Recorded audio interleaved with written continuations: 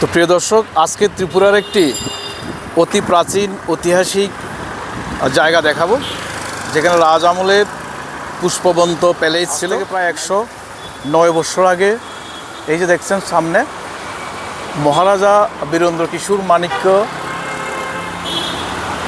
Museum and cultural centre সামনে দেখতে পাচ্ছেন। আর এই পাশটাতে রয়েছে পোলো টাওয়ার, আগরতলার একটা বেশ নামি দামি হোটেল, অত্যাধুনিক।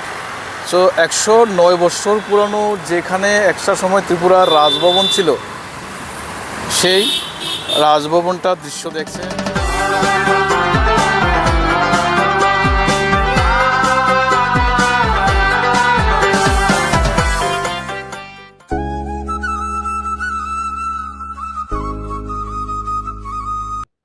তো একটা সময় কতটা গুরুত্ব ছিল এই জায়গার, এই গেটটা, এই গেট দিয়ে রাজা মহারাজারা বের হতেন।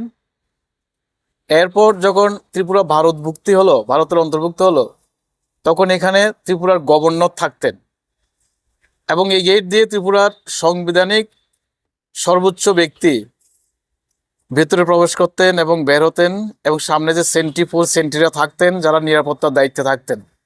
আজকে কিন্তু সব পরিত্যক্ত। সময় কথা বলে, সময়ের সঙ্গেই সব কিছু পরিবর্তিত হয়। এই জায়গায় আসলে সেটা কিন্তু স্পষ্টভাবে বোঝা যায়, অনুভূতি হয়।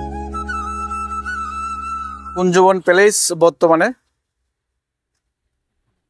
টাটা কোম্পানি লিজ নিয়েছেন এবং এখানে একটা 5 স্টার হোটেল গড়ে তোলা হচ্ছে, তার কাজ চলছে। সে দৃশ্য দেখতে পাচ্ছেন, চতুর্দিকে পরিষ্কার করা হচ্ছে।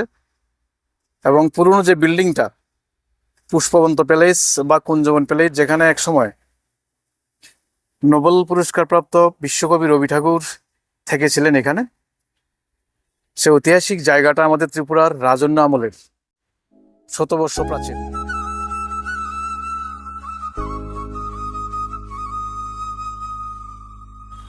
দর্শক, একটা দৃশ্য দেখায় আপনাদের।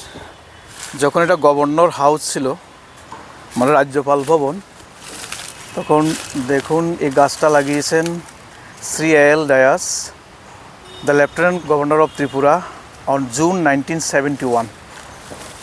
এই গাছটা গভর্নর লাগিয়েছেন 1971। জায়গাটাতে এখন হাঁটছি আমি, পেছনে দেখতে পাচ্ছেন পুষ্পবন্ত প্যালেস, যেখানে আজ থেকে প্রায় 100 বছর আগে যখন বিশ্বকবি রবি ঠাকুর শেষবারের মতো ত্রিপুরাতে এসেছিলেন, এখানে থেকেছিলেন।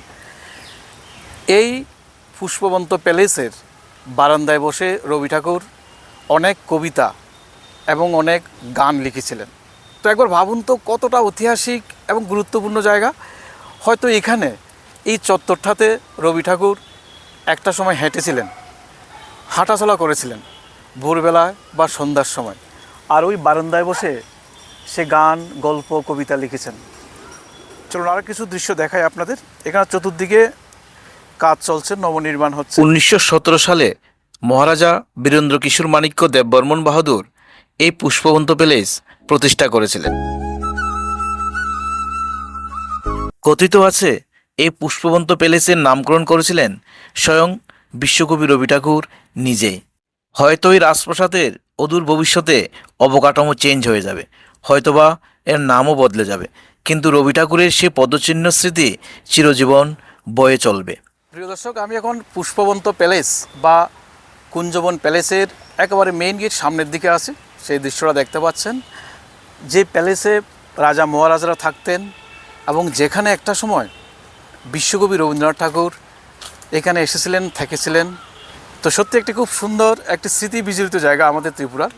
এই পুষ্পবন্ত প্যালেস ত্রিপুরার গভর্নর হাউস ছিল, এরপর এখান থেকে এটা শিফট করে নেওয়া হয়েছে। যেখানে কবিগুরু রবি ঠাকুর 1926-এ এসেছিলেন, আজ থেকে প্রায় 100 বছর আগে।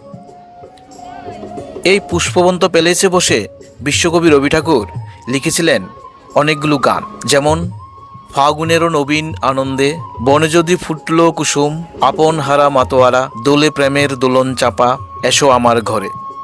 এই গানগুলি উনি রচনা করেছিলেন আমাদের ত্রিপুরার রাজধানী আগরতলার ঐতিহাসিক যে প্যালেস, পুষ্পবন্ত প্যালেসে বসে। আজকের ভিডিও এই পর্যন্ত। সবাইকে অসংখ্য ধন্যবাদ এতক্ষণ পাশে থাকার জন্য। সবাই ভালো থাকুন, সুস্থ থাকুন।